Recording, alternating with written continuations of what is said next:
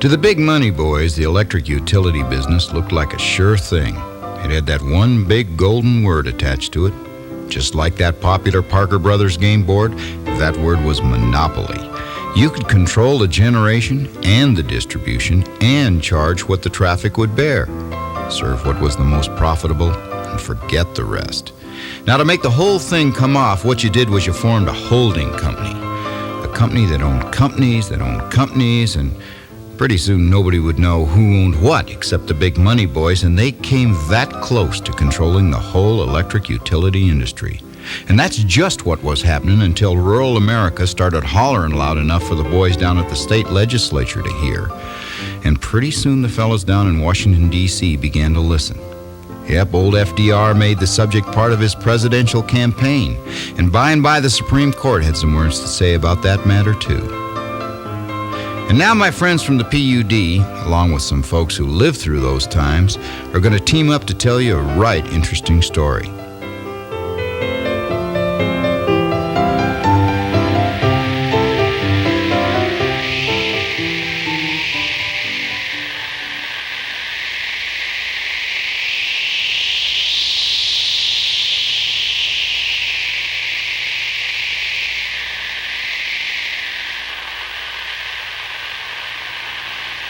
Some of the voices from Lights on One remembering early Chelan County electric power.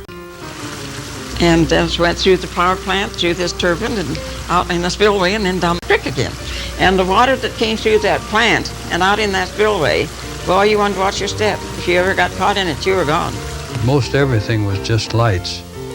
And the rates were 25 cents per light per month. 25 cents for each bulb. Of course, everybody just had one light hanging on a drop cord in the middle of the room. And there was an old saying around Wenatchee that when the Comptons watered their cows, the electricity in Wenatchee went off. Well, it's a fairly modern little plant. They had a voltage regulator and they had standard governor and belt-driven exciter. A little bit crude, but it worked. You know, to walk into a plant like that and take charge of it when you didn't know a damn thing about it. That's been my life. 9 o'clock at night, the man that operated the plant would go home. He lived down there, but he shut the plant down. On a weekend, when they would have a dance or something, they'd want to stay there longer. And so they'd chip in and pay the operator an extra $1 or whatever it was to get him to stay on. It was a very crude beginning, but it was electricity. They were small power plants built in Chelan County starting way back in 1892 and into the early 1900s. The rates were high, the power wasn't all that reliable, but as the man said, it was electricity, and it was electricity that was turning on electric lights, pumping water, and ironing clothes. If you scan the old papers today, you might think everybody had electricity back then, but in fact, the big power lines from the power plants were strung to town to serve city dwellers. The lines ran right by the farm families who were stuck in time, a time they were ready to leave behind. It was pretty bleak.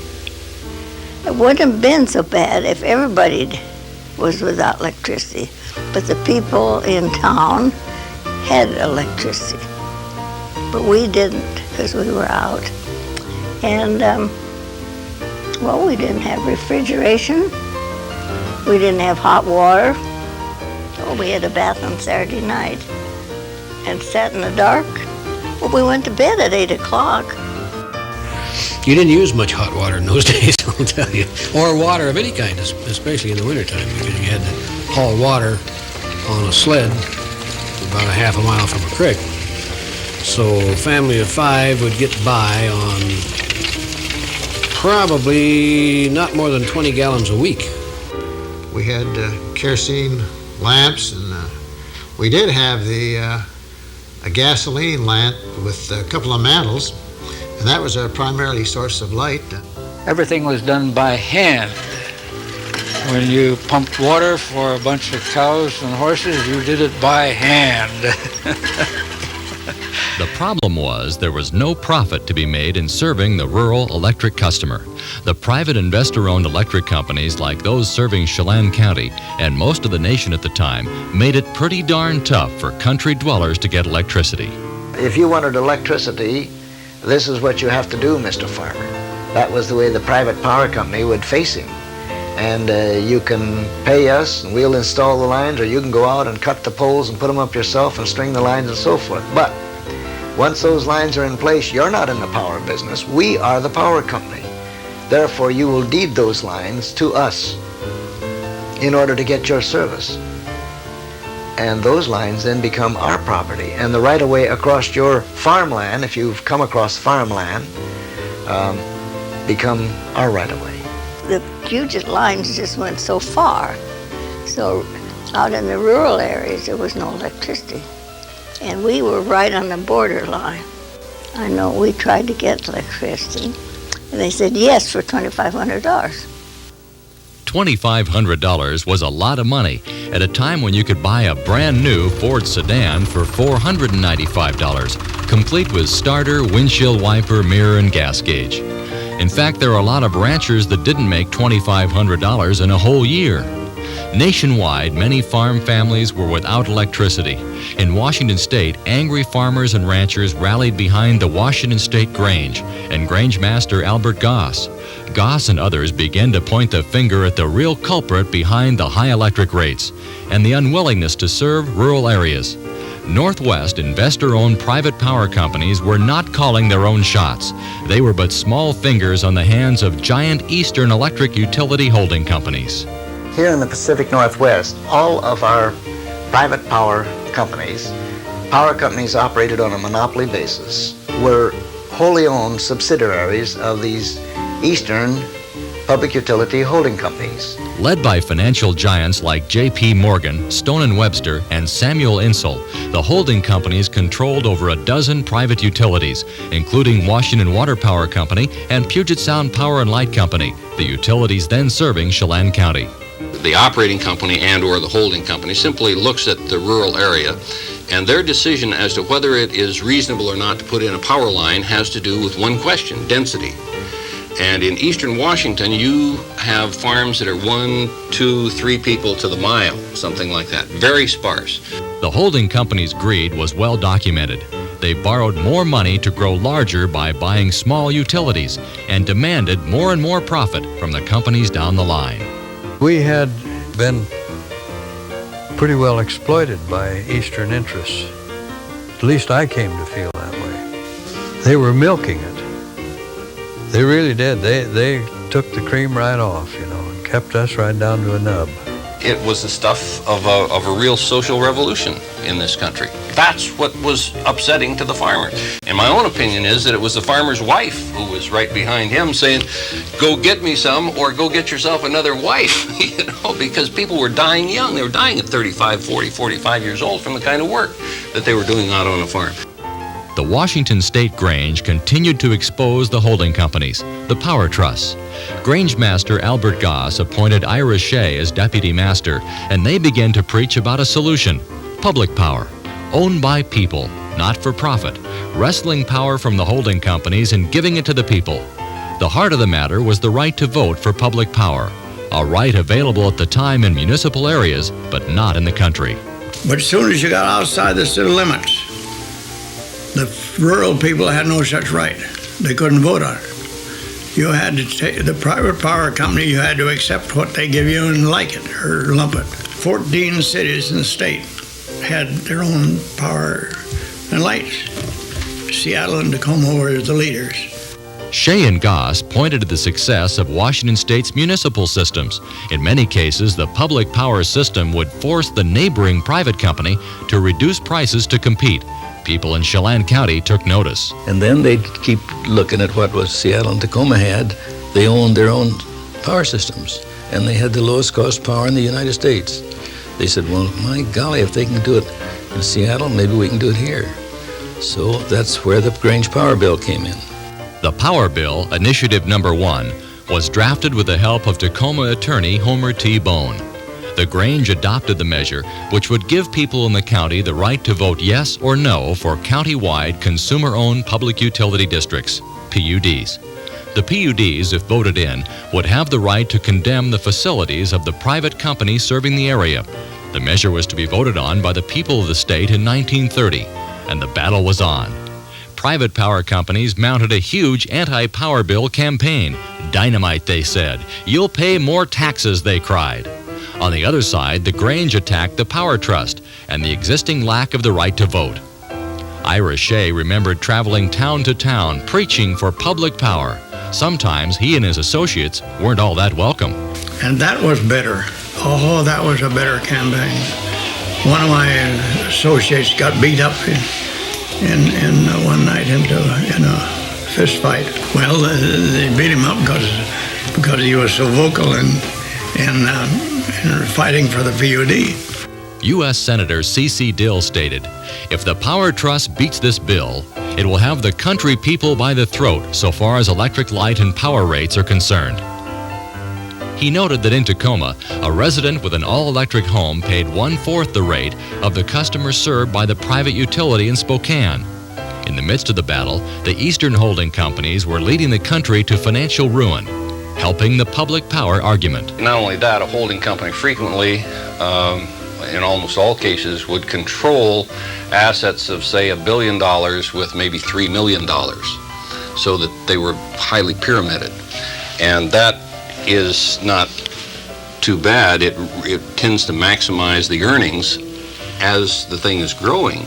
But if you hit a downward spiral, it then maximizes the collapse. And of course, that was what happened in 1929. The utility companies were the leading edge of the stock market crash in 29. People in Chelan County and elsewhere in the state became aware of the holding companies' greed and their part in leading the country into the Depression.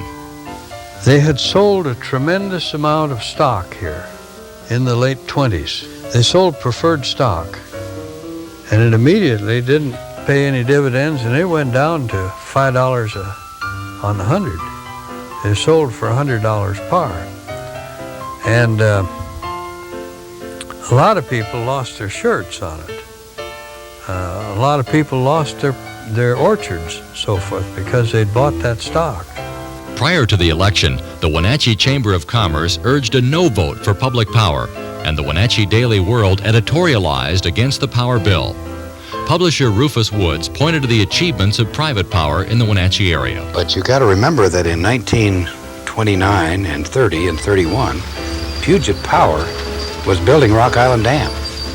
And the Wenatchee World was very instrumental, along with the Chamber of Commerce, in helping Puget develop that site at Rock Island. And you got to remember that 1930 was in the middle of construction. There was a depression on. There were several thousand men at work here, thanks to Puget Power. There were other items in the paper on the days prior to the 1930 election, like Amos and Andy at the Vitaphone in their first talking motion picture, and 2 trouser suits at Mills Brothers for $35. But the power bill fight was dominant in nearly every issue. On election day, city dwellers lined up to vote no. They had electricity and didn't want to lose it. The country dwellers without electricity voted yes in large numbers. In Chelan County, the measure passed by 500 votes, a narrow margin, and a close statewide vote passed the measure 152,000 to 130,000. You might have expected that a lot of counties in short order would form a PUD. Surprisingly, though, Albert Goss, Grange leader, admitted after the bill passed he really did not expect to see many districts formed. He was 100% for the right to vote. And he thought by giving us the right to vote, we'd force the power companies to give us a better deal. The thought was the power bill would force the private companies to improve service and lower rates, with the constant threat of the voters forming a public utility district. In some cases, rates did go down, but the private companies focused most of their efforts to improve rates and service in the cities and populated areas, where they were competing head-to-head with neighboring municipal systems. Farm families continued to struggle without electricity. The country was gripped by the Great Depression. The situation in Chelan County was just like the rest of the country. Jobs were precious and few. There was very little money around, and of course prices kept going down and wages went down. Fruit workers were working for as low as 15 cents an hour in the orchards. I worked for that. 15 cents an hour wasn't much, especially considering gas prices had just increased 2 cents to 17.5 cents a gallon for ethyl. Life was tough, and power rates and connection costs did not improve much in rural areas. The holding company still had a hold. Rural America was looking for something or someone to rally behind. Enter presidential candidate Franklin D. Roosevelt. In an historic speech in Portland, Roosevelt condemned the actions of the holding companies and made the public a promise. The natural hydroelectric power resources belonging to the people of the United States or the several states shall remain forever in their possession.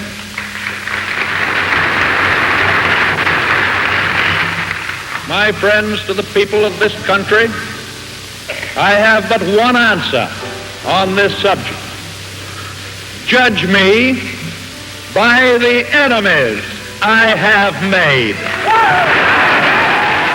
Yes, judge me by the selfish purposes of those utility leaders who have talked of radicalism while they were selling watered stock to the people and using our schools to deceive the coming generation.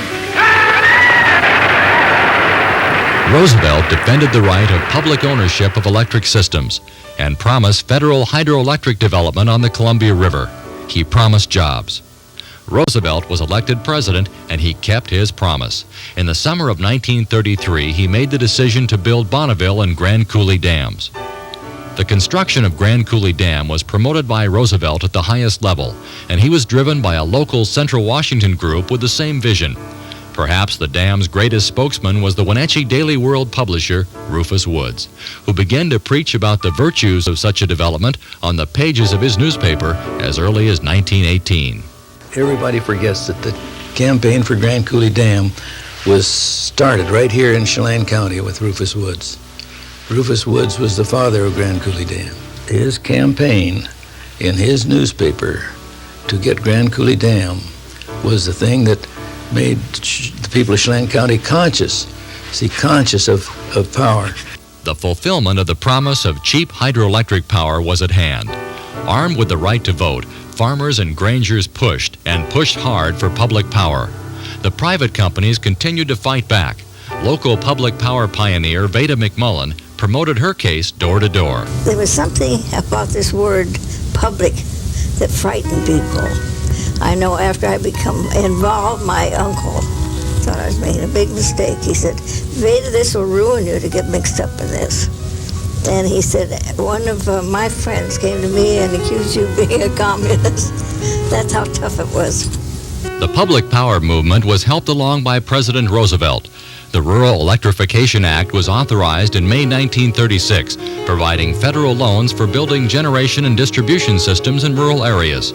Roosevelt's historic New Deal measures included a pledge to break up the Power Trust, and the Holding Company Act of 1935 did just that. So the Public Utility Holding Company Act essentially said that the objective is to consolidate operating companies into adjacent areas so that they can be efficient. The death sentence clause essentially abolished the holding company control over operating companies. In the 1936 election, Roosevelt won in landmark fashion. On that same election day, 15 new PUDs were approved by Washington voters, including Chelan County PUD. But these new PUDs were merely approved. They were not yet operational. Throughout the state, private power interests backed the election of anti-public power candidates to PUD commissioner posts. One of Chelan County PUD's early commissioners, Niall Saunders, was first elected in 1938. At the time, Niall was not a PUD advocate. Years later, he changed his mind. But at the time, he was dead set against PUDs condemning the private company's facilities, and he had some strong feelings about the idea of farmers running the power company. If you look around and you see some of the actions of the Grange, and you thought, well, no, they don't know a damn thing about it. That's because all I can say on that. There were two very different points of view on public power. The federal government gave public power advocates a big shot in the arm with the adoption of the Bonneville Project Act in 1937, creating the Bonneville Power Administration, a federal agency with the job of constructing and maintaining transmission systems to bring federal power from Grand Coulee and Bonneville dams to the people. Roll Columbia, won't you roll, roll, roll, and roll Columbia, won't you roll, roll, roll.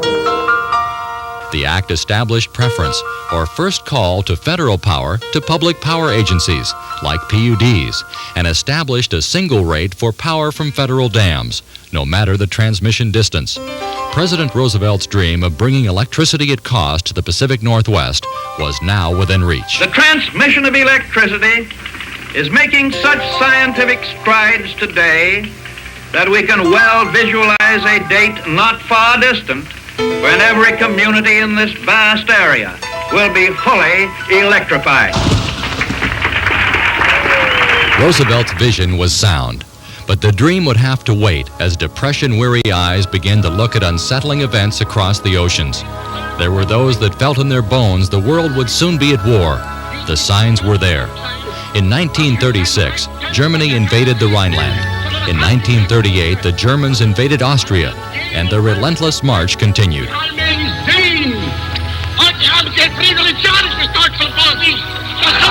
Following the Japanese attack on Pearl Harbor in December 1941, the world went to war. Power from the big federal dams was put to work constructing the machines required to fight across two oceans. Chelan County PUD's official entry into the public power business would wait until 2 years after the end of the war. In 1947, the PUD constructed power lines to serve 10 customers in the Antoine Valley north of Chelan. But that's another story. Well, I hope you enjoyed our little story, and I trust there was no napping going on during the good parts. You have a good day now, you hear, and remember, we'll keep the lights on for you.